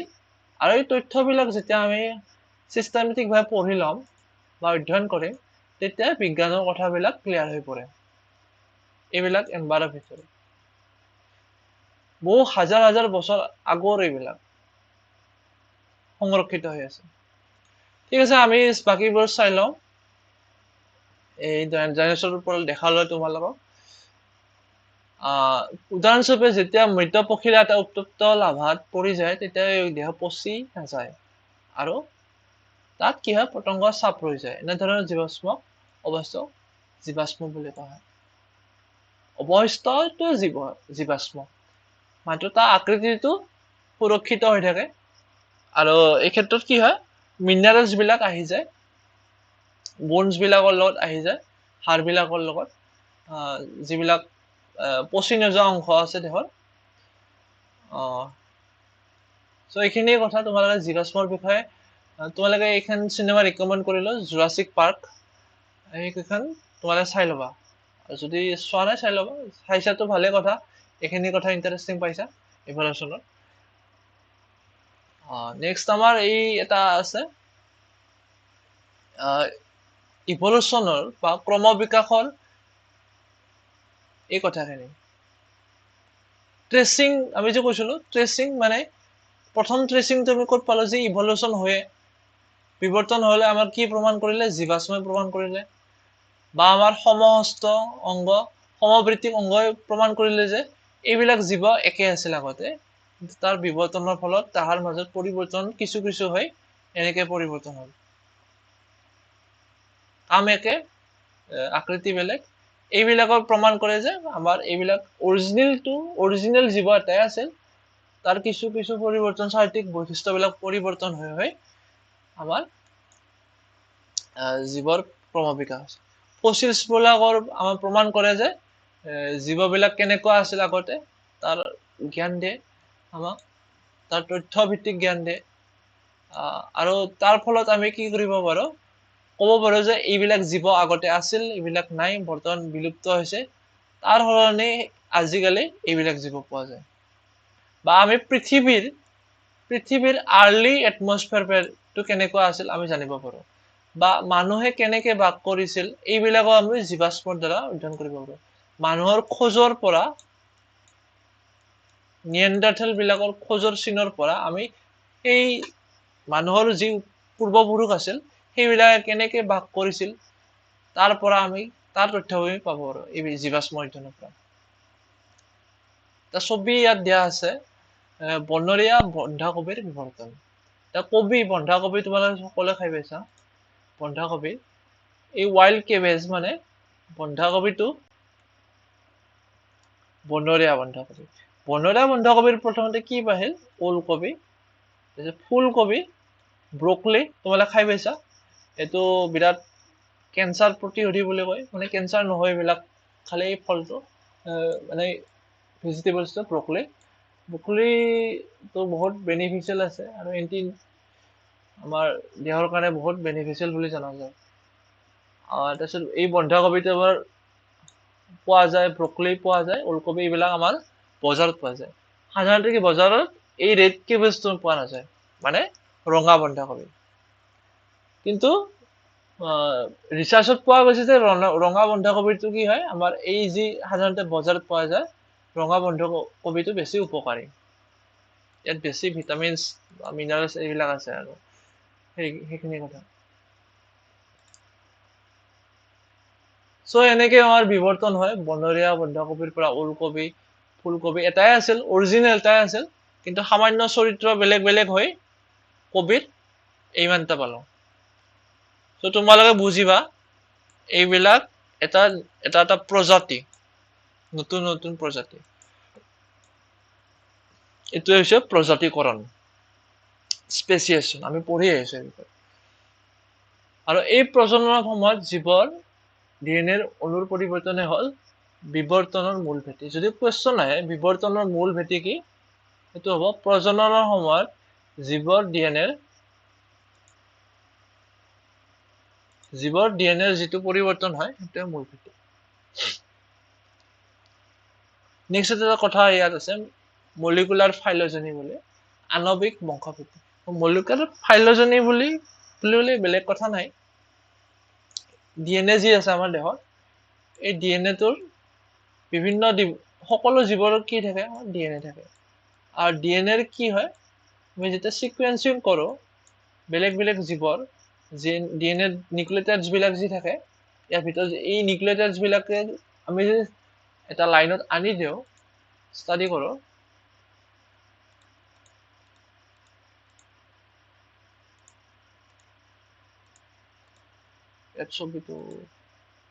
তেতিয়া কি হ'ব, আমি পাৰ্থক্যবিলাক দেখা পাই যাম, কি পাবা চিমিলাৰিটি বিলাক। ডিএনএৰ কোষ বিভাজনৰ সময়ত ডিএনএৰ পৰিৱৰ্তনে প্ৰটিন সংশ্লেষণ হৈ কেনেকৈ নতুন ডিএনএ সৃষ্টি হয় তাক আলোচনা কৰি থকা হৈছে। কোষ বিভাজনৰ সময়ত কি হয়, যেতিয়া দুটা কোষ হয় এটা কোষৰ পৰা, অকল কোষৰ কোষাংগবোৰে নহয়, ইয়াৰ ভিতৰত কি হয়, মাজত যি নিউক্লিয়াছৰ ভিতৰত ডিএনএ আছে সেইবিলাকো ডাবল হৈ যায়, ডিএনএ ৰেপ্লিকেশ্যন হৈ যায়।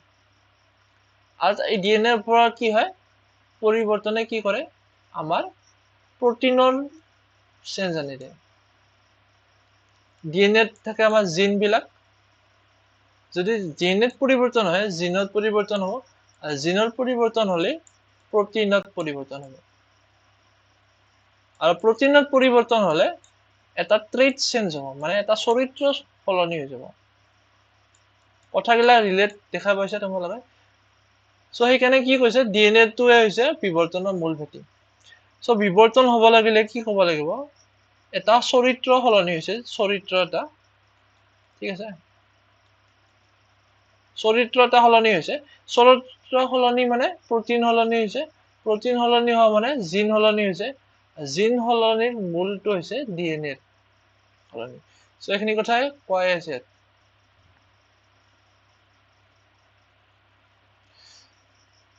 So next topic to আছে আমাৰ বিবৰ্তন আৰু ক্ৰমান্বয় একে নহয় evolution should not be equated with progress মানে evolution হোৱা মানে এটা জীৱ বহু বছৰৰ পাছত এটা জীৱ বেলেগ এটা জীৱ হৈছে এই এটা জীৱ হৈছে এই এটা জীৱ হৈছে তাৰে পৰা এই এটা জীৱ হৈছে মানে ডাইৰেক্টলি কোনো এটা জীৱ নহয় ঠিক আছে এই এটা জীৱ হৈছে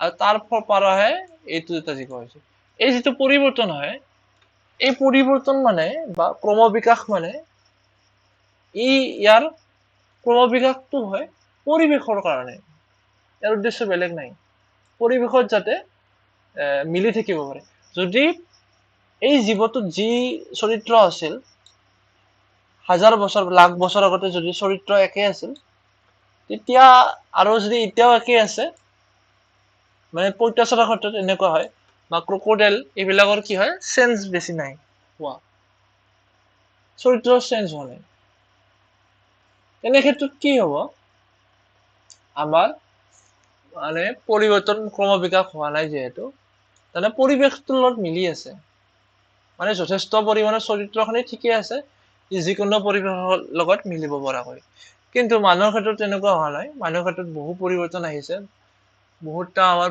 পূৰ্ব আমাৰ আছিল এনসেস্টৰছ আছিল তাৰ পৰাহে মানুহ হৈছে ঠিক আছে ইভলিউশন শুড নট বি ইকুৱেটেড মানে ইয়াৰ অৰ্থ এইটো নহয় পৰিৱেশ ক্ৰমবিকাশ মানে প্ৰগ্ৰেছ হৈছে প্ৰগ্ৰেছ এই সন্দৰ্ভতে হৈছে যাতে পৰিৱেশৰ লগত মিলি চলিব পাৰে তা মানুহ এতিয়া বৰ্তমান মডাৰ্ন হিউম্যান বিলাকক পৰিৱেশৰ মিলিবৰ কাৰণে ভৱিষ্যতে চেঞ্জ আহিব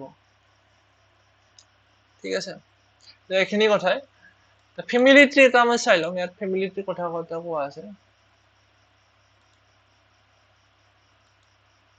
এইটো হৈছে আমাৰ ফ্যামিলি ট্ৰি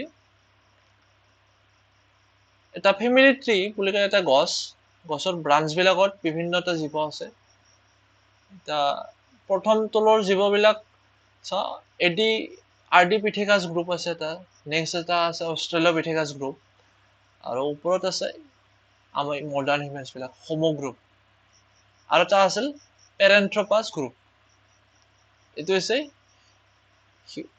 ফ্যামিলিটিৰ তলত পাঁচটো আহে তলৰ যি গছৰ কাণ্ড আছে এইবিলাকত মানে অতীতৰ কথাবিলাক আছে মানে 6 মিলিয়ন মানে 60 লাখ বছৰ আগতে আৰু 1 মিলিয়ন মানে 10 লাখ বছৰ আগতে এইটো গ্ৰুপ আছে মানে ওপৰৰ গছ এডাল যেনেকে তলৰ পৰা ওপৰত বাঢ়ি আহে ঠিক তেনেকে এটা জীৱৰ মানুহৰ এই ক্ষেত্ৰত এই বাঢ়ি আহি অতীতৰ পৰা আহি এতিয়া বৰ্তমান মডাৰ্ন হিউম্যান মানে একেবাৰে ওপৰত আছে ইউ আৰ হিয়াৰ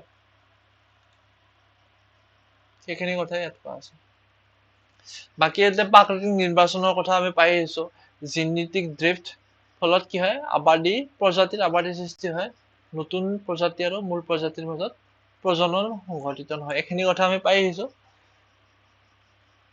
আৰু এতিয়া কথা আছে মানুহ আৰু চিম্পাঞ্জিৰ কি যে বিবৰ্তন আমাৰ কথা ইয়াত কোৱা আছে চিম্পাঞ্জিটো কি হয় চিম্পাঞ্জি বিবৰ্তনৰ ফলত মানুহ উৎপত্তি হোৱাটো সত্য নহয় এই কথাখিনি আমি চাই লম চিম্পাঞ্জি আৰু মানুহ কেনেকৈ বিবৰ্তন হৈছিল এইটা চাই লওঁ আমি দৰাচলতে বিবৰ্তনৰ ক্ষেত্ৰত কোনো প্ৰকৃত ক্ৰমান্বগতি বা ৰিয়েল প্ৰগ্ৰেছ দেখা নাযায় বিবৰ্তন হৈছে এইখিনি কথা মনত ৰাখিবা মনত ধ্যান কৰিবা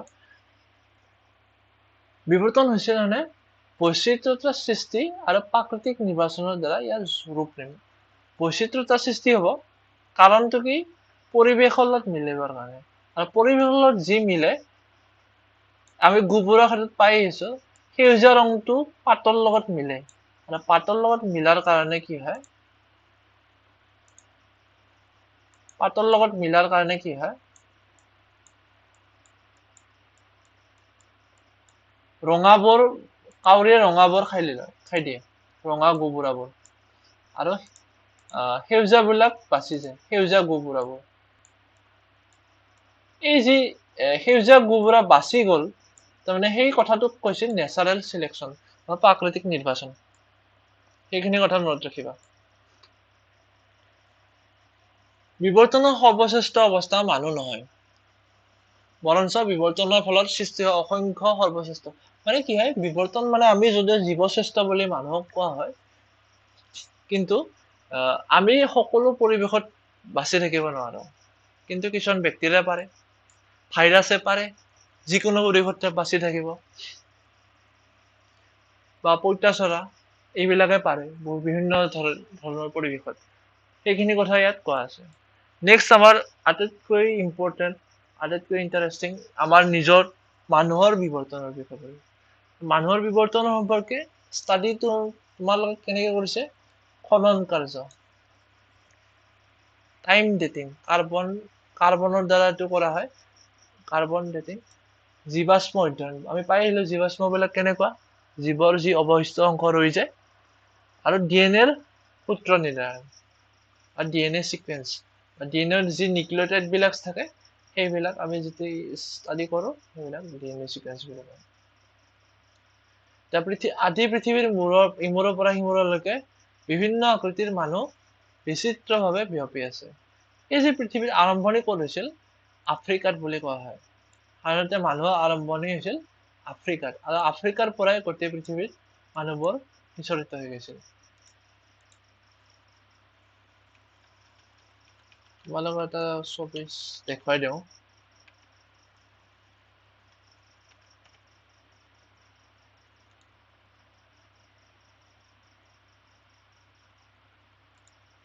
এই ছবিটো চাই লওঁ।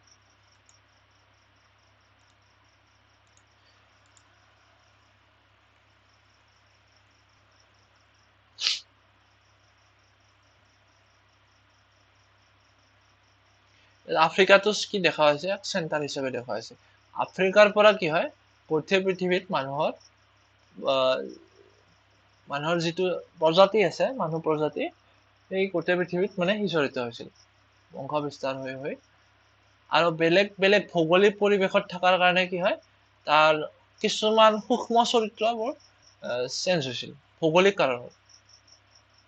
বাকী কিন্তু যি মূলত সকলো মানুহে এটাই প্ৰজাতি, হোমো চেপিয়েন্স। প্ৰজাতি বেলেগ হোৱা নাই। আফ্ৰিকাৰ মানুহ, আমেৰিকাৰ মানুহ, ইণ্ডিয়াৰ মানুহ, চাইনাৰ মানুহ, ৰাছিয়াৰ মানুহ, মংগোলিয়াৰ মানুহ, অষ্ট্ৰেলিয়াৰ মানুহ একে। ৰং বা উচ্চতা বা কিছুমান শাৰীৰিক বৈশিষ্ট্য বেলেগ, সেইবিলাক সূক্ষ্ম বৈশিষ্ট্য। কিন্তু কি হয়, প্ৰজাতি এটাই। ইয়াত প্ৰজাতিকৰণ স্পেচিয়েশ্যন হোৱা নাই। ঠিক আছে, এইটো মনত ৰাখিবা।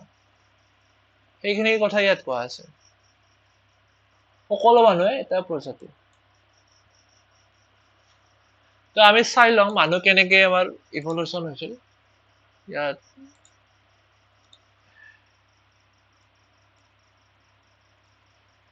যেতিয়া ডাইনছৰবোৰ মৰি গৈছিল, তেতিয়া আমাৰ যি সৰু সৰু প্ৰাইমেট আছিল, সেইবিলাক বাচি গৈছিল, বা মেমেলছ বিলাক, সৰু মেমেলছ বিলাক বাচি গৈছিল। আৰু মেমেলছৰ পৰা, এই মেমেলছ বিলাকৰ পৰা যেতিয়া ডাইনছৰ বিলাক এক্সটিংক্ট হৈ গৈছিল, ডাইনছৰ ডেষ্ট্ৰয়ড, ইয়াত দেখা আছে ডাইনছৰ ডেষ্ট্ৰয়ড, ইয়াত মেটেৰিয়েলছ পৰিছে, ডাইনছৰ ডেষ্ট্ৰয়ড, দেন নেক্সট এজ অফ মেমেলছ, মানে স্তন্যপ্ৰায় জীৱৰ যুগ। স্তন্যপায়ী প্ৰাণীবিলাক এনেকে আহি ওল্ড ৱৰ্ল্ড মাংকি, গিবনছ, আমাৰ যি প্ৰকনচাল, এগেথোপেটিকাছ, ডাৰউইনিছ, প্ৰটোপ্ৰাইমিটাছ, এইবিলাকৰ পৰা আহি নেক্সট আছিল আমাৰ আমি জুম কৰিছিলো, পাইলোপিথেকাছ। নেক্সট সাহেলেন্থ্ৰোপাছ, অষ্ট্ৰেলোপিথেকাছ আছিল নেক্সট। তাৰপাছত আছিল হোমো হেবিলিছ, তাৰপিছত হোমো আৰ্গেষ্টাৰ, হোমো হাইডেলবাৰ্জেনেছিছ, নেক্সট আছিল আমাৰ হোমো চেপিয়েন্স।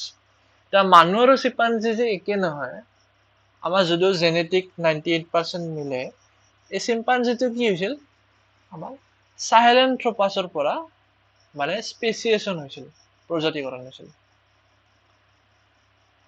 আৰু হোমো ইৰেক্টাছটো হৈছিল হোমো হেবিলিছৰ পৰা।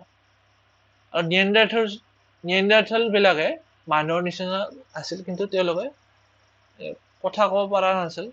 বিশেষকৈ তেওঁলোকৰ বিশেষ কিছুমান কেৰেক্টাৰ আমাৰ লগত মিলে, তথাপিও কিন্তু মানুহৰ ক্ষেত্ৰত কি হৈছিল, আমাৰ আৰ্ট, লেংগুৱেজ, এবষ্ট্ৰাক্ট থট, আমি কিছুমান ক্ৰিটিকেল থিংকিং কৰিব পৰা হৈ গৈছো। আমি যেনেকে ভগৱান বা ঐশ্বৰিক দৈৱ কথাবিলাক আমি চিন্তা কৰিব পাৰিছো, বা আৰ্ট, ছবি আঁকিব শিকিছো মানুহে। 10,000-15,000 বছৰ আগত যিবিলাক গুহাত মানুহ থকা আছিল, তাত আমি আৰ্ট দেখা পাওঁ, জীৱ জন্তুৰ ছবি এইবিলাক আমি দেখা পাওঁ। চ' কি হয়, হোমোচেপিয়েন্সৰ এই গুণবিলাক আহি আহিছিল, কিন্তু নিয়েণ্ডাৰথেল বিলাকৰ এই গুণ নাছিল। তেওঁলোকে এডভান্স টুল ব্যৱহাৰ কৰিব পাৰিছিল, চিকাৰৰ বাবে কিছুমান টুল ব্যৱহাৰ কৰিব পাৰিছিল, সঁজুলি। কিন্তু আচল যি আমাৰ ব্ৰেইনৰ ডেভেলপমেণ্ট মানুহৰ ক্ষেত্ৰত হৈছিল, হোমোচেপিয়েন্সৰ ক্ষেত্ৰত। চ' এইখিনি কথা তোমালোকে পালা, কেনেকে আফ্ৰিকাৰ আৰম্ভ হৈছিল আমাৰ জাৰ্নিটো মানুহৰ।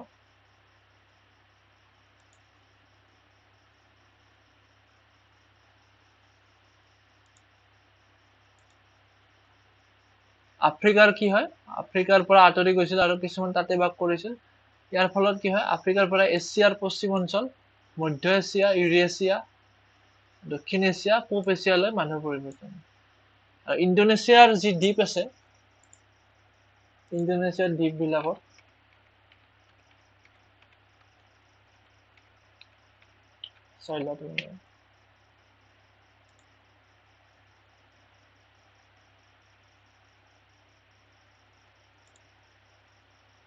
ইণ্ডোনেছিয়াৰ আইলেণ্ডত কি হৈছিল, ফিলিপাইনৰ পাছত অষ্ট্ৰেলিয়ালৈ আৰু বেৰিং অঞ্চললৈ, আৰু তাৰপিছত লাষ্টত কি হয়, আমেৰিকালৈ গৈছিল, ইয়াত লিখা মতে।